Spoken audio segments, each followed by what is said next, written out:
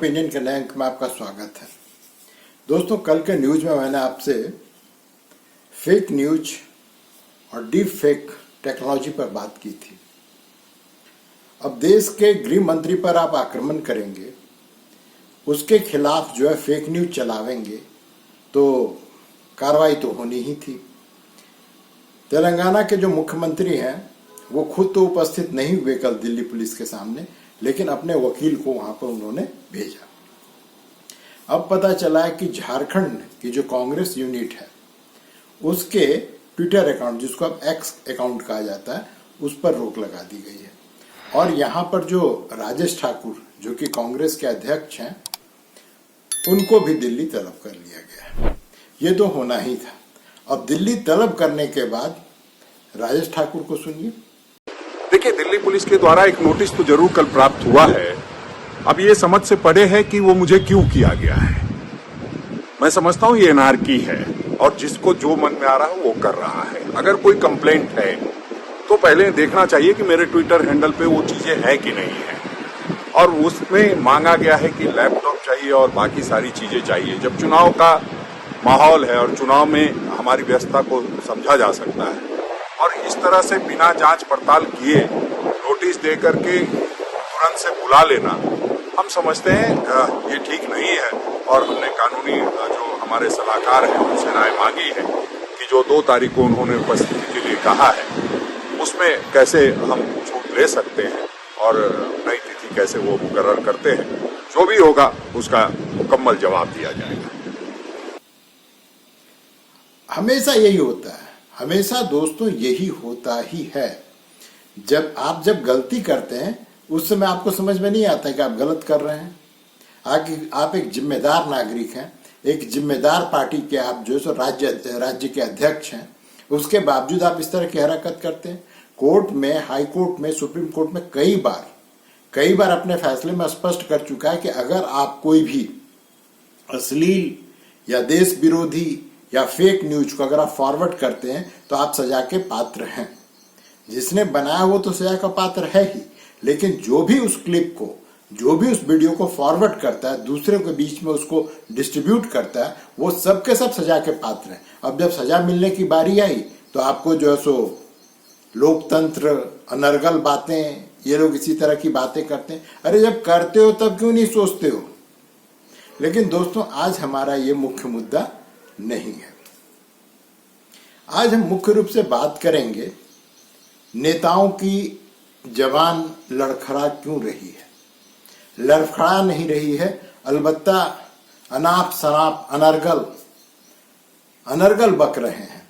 अभी कुछ दिन पहले तेजू भैया, तेजस्वी यादव जो हैं, उनका एक वीडियो वायरल हुआ था। वो तरबूज का उच्चारण नहीं कर पा रहे थे और वो ख्वाब देख रहे हैं बिहार के मुख्यमंत्री बनने का। और मजेदार बात यह है कि वो व्यक्ति न तो पढ़ा लिखा है, संभवतः लोगों के अनुसार, मैंने उसकी सर्टिफिकेट नहीं देखी, कुछ लोग कहते हैं कि 9वीं फेल है या 9वीं पास है, जो भी है 9वीं फेल है, पास है या वो ग्रेजुएट है, हमको उससे कुछ लेना देना नहीं है। लेकिन उसकी समझदारी पर जो है तरस आता है। अगर ये व्यक्ति, जैसा कि प्रशांत किशोर बार बार कहते हैं कि अगर ये व्यक्ति लालू प्रसाद यादव का बेटा नहीं होता तो अभी बॉम्बे में ऑटो चला रहा होता। ये भी अन्य बिहारियों की तरह बिहार से माइग्रेट कर चुका होता और कहीं ऑटो चला रहा होता या कहीं पर दिहाड़ी मजदूरी कर रहा होता या किसी फैक्ट्री के बाहर वॉचमैन बन के खड़ा होता। और सोचिए कि हमारे राजनीति का स्तर किस स्तर तक पहुंच चुका है कि अगर आप इसके खिलाफ अगर आप कुछ बोलते हैं तो हो सकता है कल के तारीख में, जैसा मनीष कश्यप के साथ में हुआ, कि ये आपके खिलाफ कार्रवाई करवा देगा किसी और राज्य से, किसी और राज्य के पुलिस के द्वारा। जैसे वहां पे स्टालिन, तमिलनाडु में स्टालिन जो है वहां का भी मुख्यमंत्री है, उसकी सहायता से इसने मनीष कश्यप को फेक न्यूज के तहत जो है उठवा करके वहां के जेल में सड़वाया। क्यों? क्योंकि मनीष कश्यप इसके हमेशा खिलाफ बोला करता था। ये वो व्यक्ति है जो खरबूजा तरबूजा का उच्चारण नहीं कर पाता है। अब आगे बढ़ते हैं, चलिए उच्चारण तक तो सही है। अब है हमारे अधीर रंजन चौधरी, ऑपोजिशन के लीडर हैं लोकसभा में, कांग्रेस के दिग्गज नेताओं में कुछ लोग कहते हैं कि सोनिया गांधी का ये राइट हैंड है, दाहिना हाथ है। अब ये व्यक्ति कल बरहामपुर में एक चुनावी सभा को संबोधित कर रहा था। अब ये संबोधित करते करते कह क्या रहा है कि अगर तुम कांग्रेस को वोट देना नहीं चाहते हो तो भारतीय जनता पार्टी को वोट दे दो, लेकिन टीएमसी को वोट मत दो। ये हुआ। इसके जवाब में पहले ये सब मैं आपको सुनाऊंगा थोड़ी देर बाद। अब जो इसके जवाब में ममता बनर्जी तो हमेशा से कह रही हैं कि कांग्रेस जो है बंगाल में इंडिया अलायंस का हिस्सा नहीं है। इसी तरह से शिवपाल यादव जो अखिलेश यादव के चाचा हैं, अखिलेश यादव का चाचा जो है खुद अपने पार्टी के उम्मीदवार को हरवाने की बात कर रहा है। और हरवाने की बात नहीं कर रहा है, बड़े जोर शोर से कह रहा है कि आप भाजपा को भारी मतों से जिताइए। अब मैं चाहता हूं कि आप जो पहले अधीर रंजन चौधरी और शिवपाल यादव का वीडियो एक साथ देखें। आप सब लोगों को सुनना है और फिर 7 मई को भारतीय जनता पार्टी को बहुत बड़े मार्जिन से जिताना है। তৃণমূলকে ভোট দেওয়া মানে তার থেকে ভালো বিজেপিকে ভোট দিয়ে দিলাম। তৃণমূলকে ভোট দেওয়া মানে তার থেকে অনেক ভালো বিজেপিকে ভোট দিলাম। वीडियो में स्पष्ट है। हालांकि बाद में जब अधीर रंजन चौधरी को कहा गया कि साहब आप क्यों कह रहे हैं भाजपा को वोट दो या भारतीय जनता पार्टी को वोट दो, तो वे इतने गुस्सा आ गए कि पत्रकारों से उलझ पड़े। लेकिन दोस्तों थोड़ा सोचिए कि ऐसा हो क्यों रहा है। ये सिर्फ बंगाल में नहीं हो रहा है, ये सिर्फ उत्तर प्रदेश में नहीं हो रहा है, ये तेजस्वी यादव पूर्णिया में भी कर चुके हैं। जो वीडियो आपको मैंने पहले दिखाया था पिछले अंकों में, कि वहां पे वो स्पष्ट कर रहे हैं कि अगर आप बीमा भारती जो कि राष्ट्रीय जनता पार्टी के प्रत्याशी हैं, अगर आप उसको वोट नहीं देना चाहते हैं तो आप एनडीए के प्रत्याशी को वोट दे दीजिए। उनका सीधा सीधा था कि वहां से जो कुशवाहा जी खड़े थे उनको आप वोट दे दीजिए, लेकिन पप्पू यादव को वोट मत दो। तो एनडीए में भी सब कुछ सही नहीं है, लेकिन कम से कम एनडीए में सब कुछ अभी जमीन के नीचे, कुछ भी खुदबुदा के बाहर नहीं आ पा रहा है। लेकिन इंडिया अलायंस का जब से गठन हुआ है, यहाँ पे है क्या कि एक तो व्यक्तिगत नेताओं की व्यक्तिगत ये होते ईगो, वो बहुत ज्यादा है। और यहाँ पे सबके सब अस्तित्व की लड़ाई लड़ रहे हैं, चाहे वो शरद पवार हूं, उद्धव ठाकरे हूं, लालू यादव हूं या ममता बनर्जी हूं। ये सबके सब जो चाहे अखिलेश यादव हो, ये सबके सब अपने अस्तित्व की लड़ाई लड़ रहे हैं। और ये इतने खिन्न हो चुके हैं अपने जनमत के घटने के, अपने जो बहुमत इनका घटता जा रहा है, दिन प्रतिदिन लोगों में इनका प्रभाव कम होता जा रहा है, इससे इतने खिन्न हो चुके हैं कि ये नहीं चाहते हैं कि उनके राज्य में कोई और दल पनप जाए।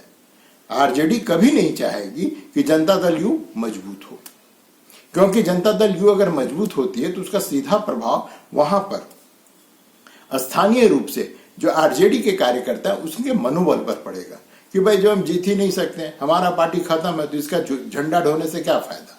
वो उठ करके होता है जेडीयू में शामिल हो जाए, या फिर जेडीयू की जो आने वाला विधानसभा का चुनाव है उसमें उसका जो भविष्य है वो बहुत ज्यादा उज्जवल हो जाए।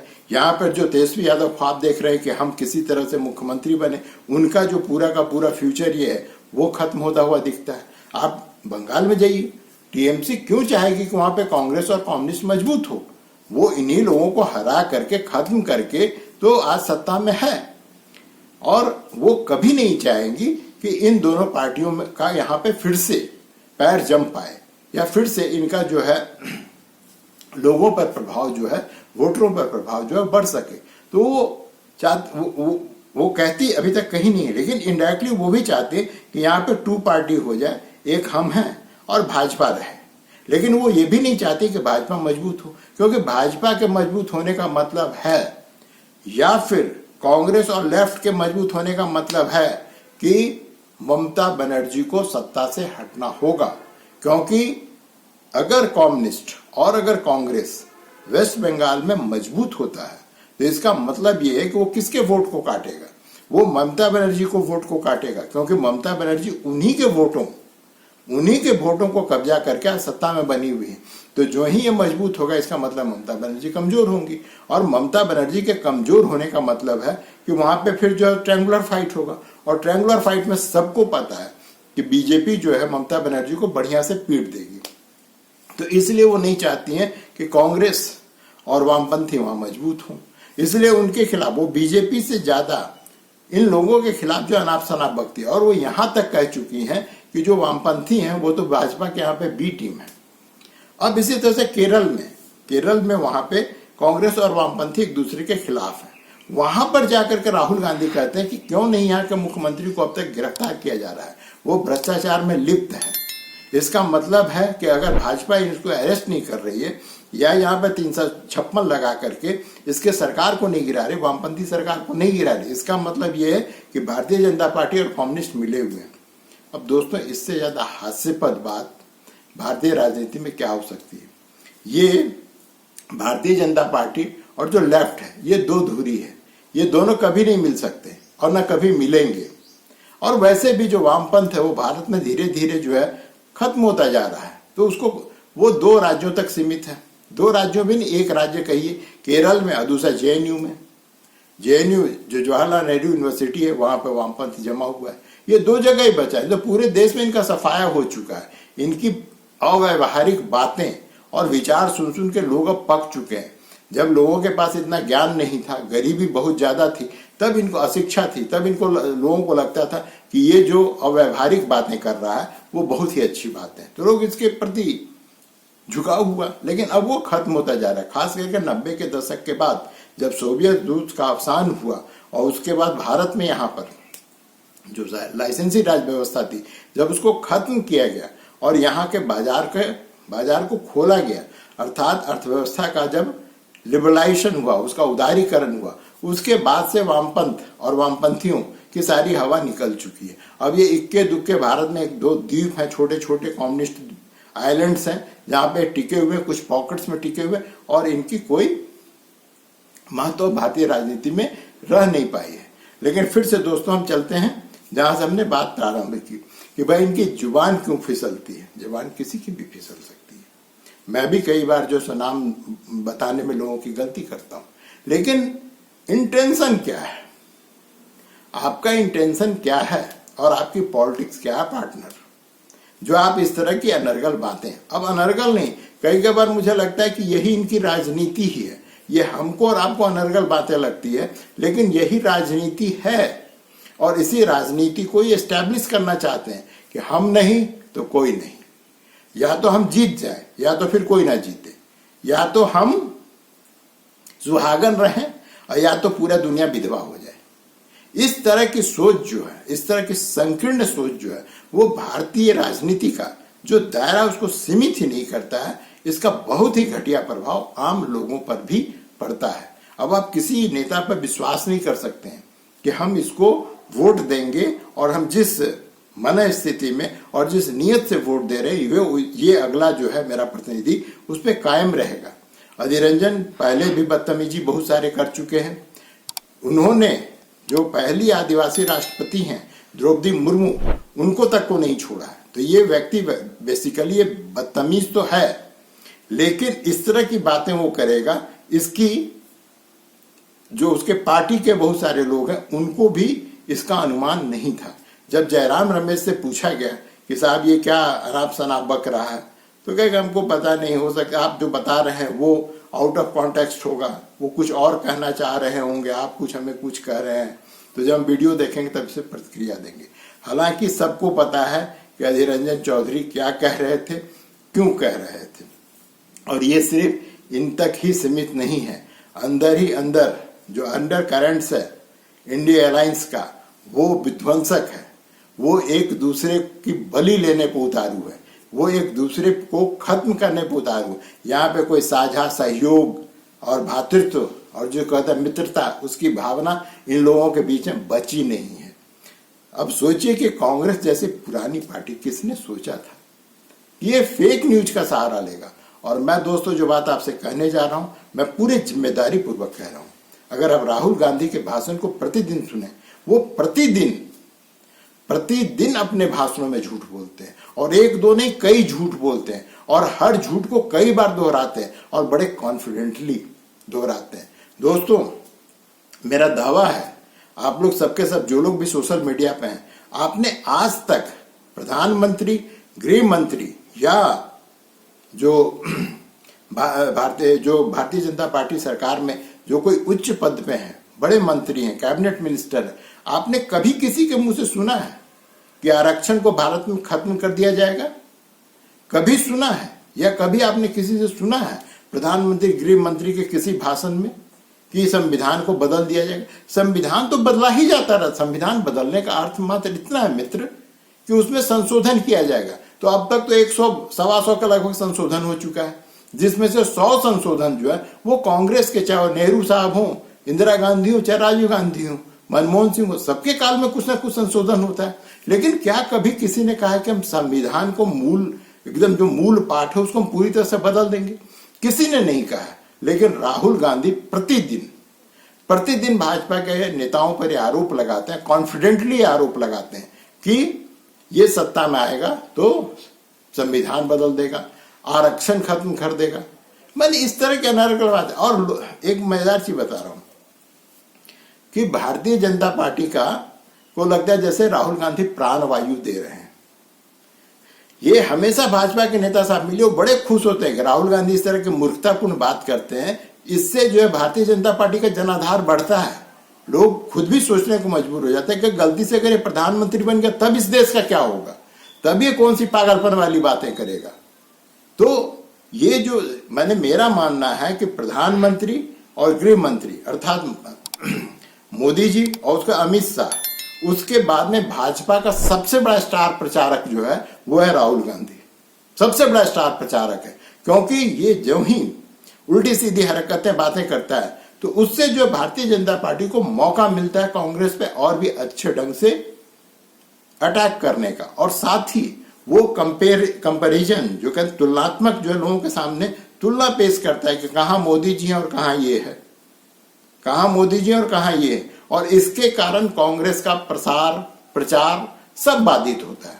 पता नहीं कांग्रेसियों में कौन सा ऐसा इस व्यक्ति में कौन सा ऐसा सुरखाब के पर लगे हुए हैं जो इसको जो है अपने नेता के पद से हटा ही नहीं रहा है।